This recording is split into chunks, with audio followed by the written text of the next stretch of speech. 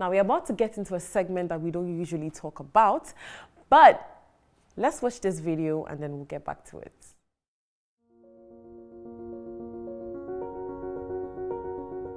The word public administration is a combination of two words, public and administration. In every sphere of social, economic, and political life, there is administration. Ergo, for the proper functioning of the organization, it must be properly ruled and managed, and from this concept emerges the idea of administration.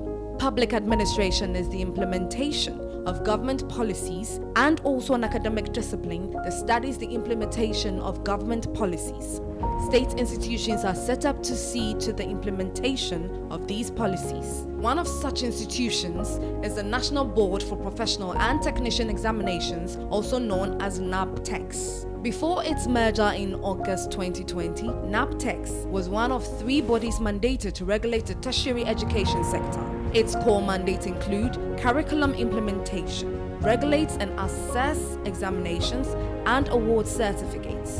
Established in 1995, it has positioned itself to enhance its value and relevance to undertake a critical self-evaluation as well as examination of the operating environment. Shila Naah Boamah was the first female to lead the National Board for Professional and Technician Examination, NABTEX, in its 25 years in existence. Before NABTEX was the Chief Executive Officer at the Student Loan Trust Fund. Her background in public administration positioned her well as she joined many strong reviews in both places of work. She has earned many recognitions for her contributions and passionate approach to her work. She has served and worked with many institutions interested in youth development and education and has served on many boards including the Pecky College of Education and University of Energy and Natural Resources, to mention but some. She is married to a lawyer and has 3 amazing sons. I am honored to have Madam Shila Naah Boamah in the studios. Welcome, ma'am. Thank you. Now, tonight, there's going to be a lot of schooling for us because we'll be talking about public administration and then we'll look at the technical education. Now, for public administration, tell us how the journey has been. Have there been some challenges, especially for women, or women have a leverage in the segment? Thank you very much for having me. You're welcome. It's been nice to join the many very unique women who have appeared on this platform. Yes, please. I'm not very big on TV, but I took time to watch some of the women who have appeared, and just the one before me, and their stories are amazing, and your platform is unique because of the kind of women you showcase. So congratulations to that. Thank you so much. You know, if you want to look at women in public administration or women in leadership, those are areas you would not say there are a lot of women as compared to the population of women in Ghana. And also, as you go higher, you notice that the number of women start dropping. Yes. And apart from dropping, a lot of other challenges would stop women from aspiring or from sustaining the energy of remaining in very busy schedules.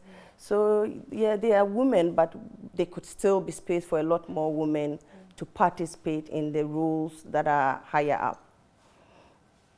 All right. So far, what are some of the challenges that you've been facing from public administration? I think too few women is a challenge. Sometimes you feel lonely. You like you just said, when I got to NABTEX, I was the first female in 25 years to head the organization. Wow. And I used to have a very strong male-dominated management team. So it could be lonely. It's always very lonely, like, to be the only woman. And usually when you are the only woman, then there are all sort of stereotypes about women and women at the top. And so automatically you also get some of those stereotypes slapped on you. So those could be challenging. And when there are real issues to deal with, they would just use the stereotypes to play down the fact that there are real issues on the table to address. So that is a challenge many women face at the top. And I don't think that is a challenge that is beyond us. It's a challenge we must continue to tackle head on, because the more we survive it, the more the younger ones would see women that they can aspire to. So for me, I think even for men, there are challenges they also have to overcome. So it's not anything that should scare people. Once they put you there, you are as competent as any other person, and you can do it, and even do it better. Well, I hope more women can get into the field so that we can see more women partnering and bringing more and more, even as they go up the hierarchy. And then people like you, we don't have to feel lonely. Well, and let's look at the technical institutions, okay.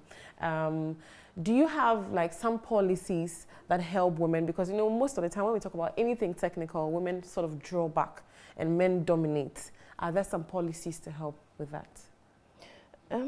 I think the area of technical education and training is not an area that requires affirmative action or positive discrimination, because it's an area that a lot of policies and interventions are already being pursued to encourage people to be active in.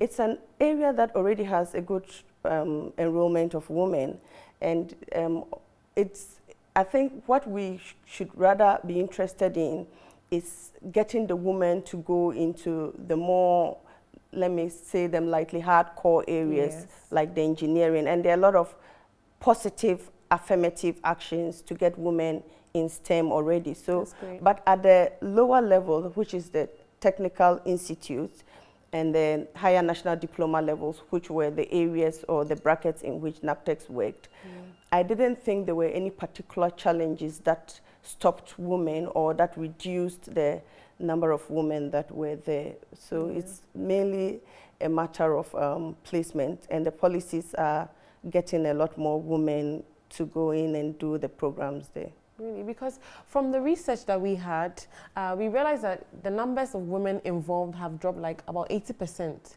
So we were wondering if there's something that is hindering the women, or you think it's just a matter of interest? You know, if you look at the trend from the basic enrollment levels upwards, at the basic level, you would notice that it's like a 1-to-1, if not even more, for girls, for the ratio of girls to boys. But as they go higher, a lot of things get in the way of girls. And so the number of girls reduce generally. So it's not just in the technical area, it's just that as you go higher, the numbers start reducing. So the girls start dropping off, and then the boys would be more, they would continue a lot more. They are more, they survive it. You know, there's so many obstacles that come in the way that would make a girl drop out of school after senior high and not pursue education. But you would find boys with, let's take the common one, pregnancy. If a boy impregnates a girl, he will still go to school. It is the girl who may feel ashamed to go to school after having given birth and may decide to drop off school. So the challenges like those ones and many others are why, as you go higher, the number of girls would start reducing, and a lot more boys would go complete school all the way to universities than girls. But I think that the ratios are improving because of all the other interventions to support and encourage girls to continue. Now, you served on the student loans board as a CEO. You were the CEO. Yes, so looking at the fact that you have issues with people paying back, how are you handling this? Because students take money all the time, and then after school, that is it. It's hard to get them back to come and pay. What are some of the measures you put in place to help? And then is this going to affect the fund in such a way that other students who are probably yet to, you know, benefit from the fund should be scared? I think at the time that I was at the fund, we had initiated a lot of interventions to try and improve on repayment. And a lot of our messaging was around giving the beneficiaries reasons to repay their loans. Even though there were some sanctions, our emphasis was not on, if you don't pay, this is going to happen. We were rather on, you know, the student loan supported you, and even me, I took the student loan when I was in the university. And now it's, as we are realizing, a lot of parents are struggling with a lot of the cost of living. And so taking a student loan gives space at home for them to take care of other things. So if you have taken the loan with all the flexible, it's a very flexible facility, and it is injected with a lot of comfort as a loan, so that the beneficiary does not feel pressured to have, to have problems with the repayment regimes. So the kind of messaging we're using and the kind of repayment expansion we're using, we're getting a lot of encouraging results. I don't know whether that has dropped now, but I hope not, because like you rightly said, if repayment is not sustained, then the sustainability of the fund itself would suffer, because getting the money back to give to other people is a very important source of funding the fund itself. So it's a very important sustainability measure. So I hope that now they are still improving on recoveries and growing that portfolio strongly. We want to get a bit more personal with you. I can tell, I mean, from what I've heard and what I'm seeing now, and even with our conversation, it looks like you're a very principled person. I mean, because if you are not, you cannot achieve what you have achieved. You've done so much. Your resume, like, when I was about to meet you, I was like, whoa. So tell us, what are some of the principles in life that you have? Share with us so that we can also adapt. Bottom line is we are all human beings. Now, at the end of a working day, I have similar basic needs just like you. And so when you see somebody who has done so much, sometimes you walk to the market, like I go shopping at the Medina market or anywhere, and people look at you and they want to look at you again. Is that her? But of course, so at the end of the day, I am a mother and I am a wife. And those responsibilities require me to feed a home, to run a home. And so just like anybody, I'll take my market bag and run off to the market to get the things that I need to come and feed my family. So I do that just like everybody else. It's a very important rule to know the boundaries or the parameters. So when you are at work, it requires a very different posture, a very different disposition. And that's why when I'm talking work, you are saying that I'm a very, you think I'm a very principled person. Yes, at work, I would wear that cap. But if you meet me as a friend, as a social person, we'll have a good laugh and we'll crack silly jokes like everybody else. And if you meet me as a mother, I may even spank you, because, So it depends on what cap I am wearing and what the relationship is that we are investing in. If we are sitting around a coffee, you will be shocked at some of the jokes I can crack. But what helps you with the transitions and keeping the balance in all the areas of life?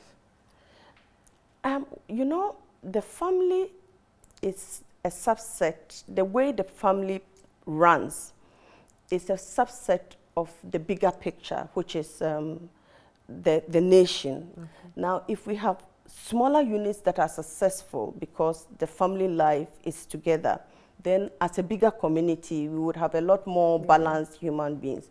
And it takes people together to happen. So in my capacity as a mother and a wife, it is not less important than my role as a CEO. In fact, I need that space of being a mother and a wife to work well for me to be able to function well as a CEO. If I have problems with my children's upbringing, for example, or if I have problems with my marriage because I am not playing that role properly, I would be distracted at work, and I know that. And so I have to get my balance right. I have to, everything has a cost. If I overindulge or immerse myself in work, and because of that, my husband runs off, I have paid a very high price for a position. And I don't think I would want to do that. There is nothing wrong with being single, but I think I want to invest in remaining married because I would want to have my children enjoy growing up with both parents. And so that requires investment. Okay. And that investment, I'm prepared to pay the price for it. I think some people would feel otherwise, but it's okay, it's a choice. If you feel that it's okay to be single, it's a decision, but it also comes at a price. So if I'm getting you right, the whole idea is that you invest in the various areas of life and keep the balance. Exactly, you have to invest in it. And when you say invest, it's not a walk in the park. If you are being a wife, you are being a wife. You know, if your husband wants the food done, you have to get the food done. You will not come home and be acting CEO, because in the house, you don't have subordinates. Yes. In fact, you are the subordinate. Yes. No wonder we say women are superheroes. Yes, you are the, but I emphasize this because it's a very important position. It's not an easy thing to do, to be juggling with work, the responsibilities of work, and to also be concerned about maintaining a husband and children who have you participating in their various experiences equally. It is a very, very difficult balance to achieve. But once you tell yourself that it is worth it, it is something that I want to do, then you would make time for it. And when you are with them, you are fully present with them, and they would feel your absence when you are not there. So those are the things, the intentional nature of the decision is important. All right, so you have to make intentional decisions. You have to invest, which is not something smooth, but you put in the effort in all areas and keep the balance. Now let's go into your educational side. I mean, what does one have to go through with the educational cycle to be able to get to the point where you are? Let's have the journey. So I had always said I'll get married after a master's, and I did. Wow. Now, it was a choice, but it wasn't an easy choice because I have a price to pay for it. So unlike my friends whose children are in universities, I have colleagues whose children are in university. I am still doing A Wahim, B Wahim. Yes, because my children are young, because I didn't start giving birth as early as I should. So the education journey, this is how it went. I went to the University of Ghana. I finished University of Ghana. I did my national service with the Ministry of Defense. From there, I went to Agri Memorial Zion Secondary in Cape Coast. After that, I did my national service in Sunyane. From there, I got a job with ILO, yes, in the Accra office. I worked there for a while. I went to do my master's in the UK. I came back. I got a job with the Ministry of Finance. You know, it's a lot of all those experiences and all those exposures are counting for what I am today. Because there's a lot of interrelatedness between the things you'll be doing, especially if you remain in the public sector, and the things you have done before. So you would find that you have a lot more background information because of some of the places that the kind of exposure work-wise or experience that you've had. So it's not easy. It's a lot of time, especially for a woman, to be investing in academic work. And when you finish, you know, if you are not lucky, the clock will be ticking. And it's a reality that would concern you. But it's a price you have to pay. So you make the decision, what do you want? Do you want to get to this level before you venture into marriage, or you want to combine marriage and academics? People are doing different things. But for me, I had always made the decision that I would marry after a master's, and that is what I did. Wow. You are a go-getter. You inspire me. Now, every time I have a conversation, I mean, as in my capacity as a host, or even outside this set, I always learn a thing or two, and I realize that with a lot of successful people, almost everybody, if not 85 or even 90% of you, have had some sort of education abroad. I would want to know if there's an effect of that it has an effect on your life. But before we do that, let's go for a commercial break. We'll be right back. Stick with me.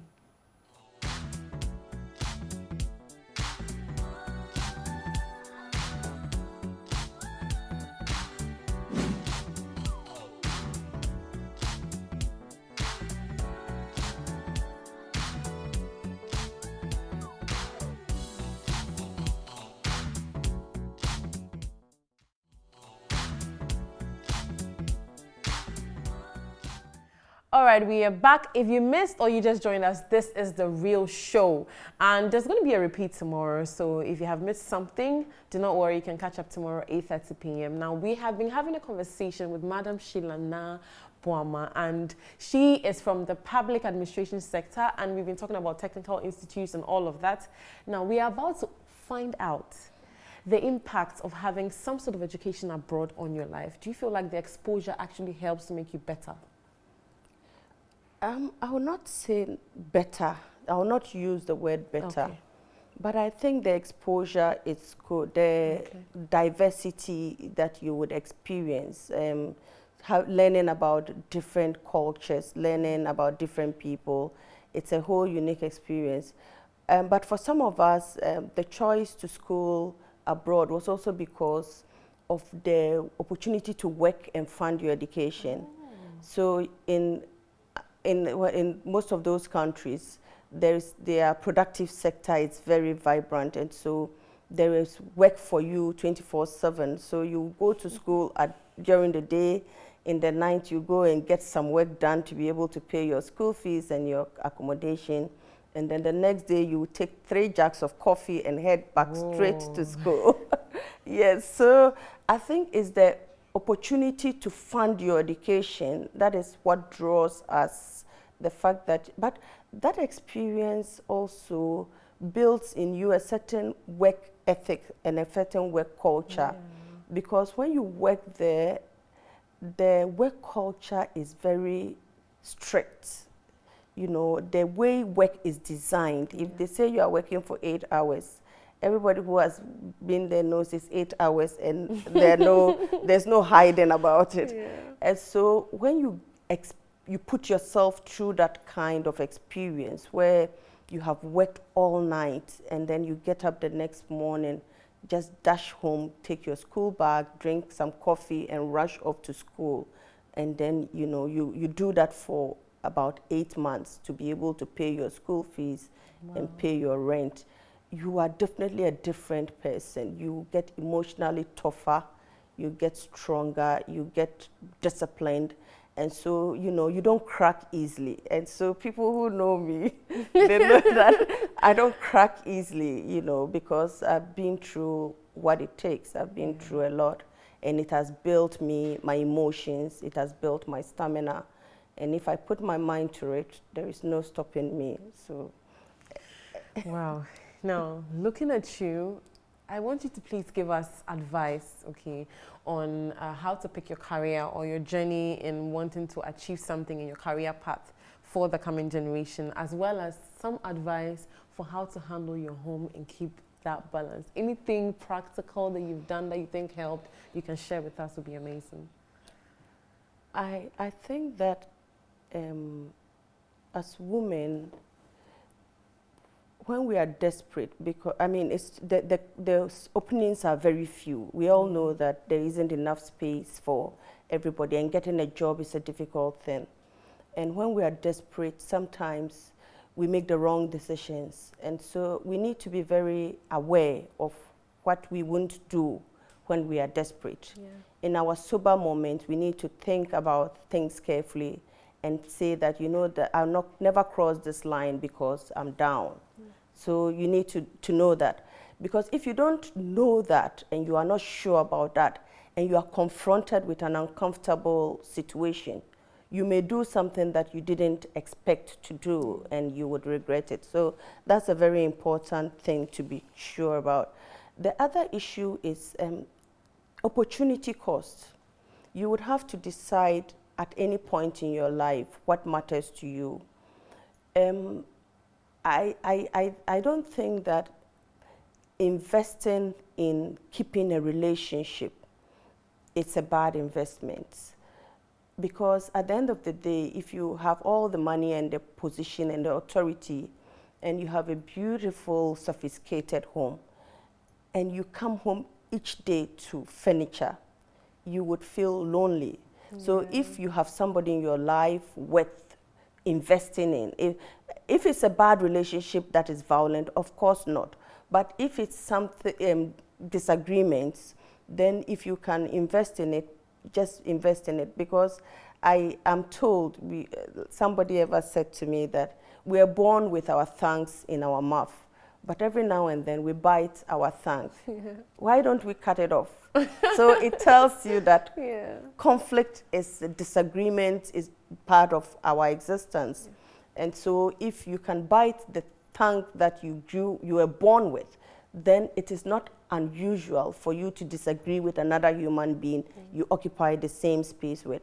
So as much as possible, let's work our mind to make it work and to sustain them, because for me, the alternative of being single, especially as you cross certain age brackets, can be depressing. So if you can, why not? Let's invest in it. Let's keep a balance.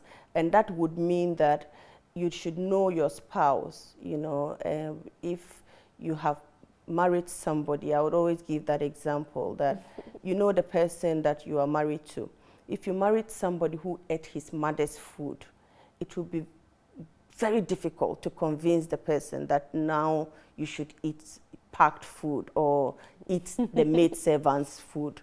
Maybe under protest they would, but deep down they still want to eat your food. So just know the person that you are with, and value the person's preferences enough to want to invest in that. I think it's quite important. I feel heartbroken anytime I see issues of single parenting, especially if it can be avoided. So why not? Wow. Now, I hope you did go through the whole conversation with us.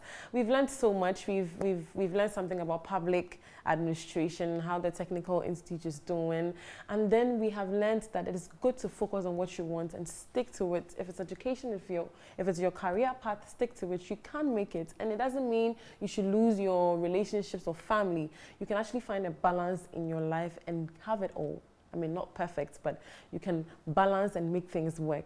Now, I like the fact that you have actually spoken about relationships, because generally in Ghana, and even, I don't know if it's other places, but our society here sort of condemns being in a relationship.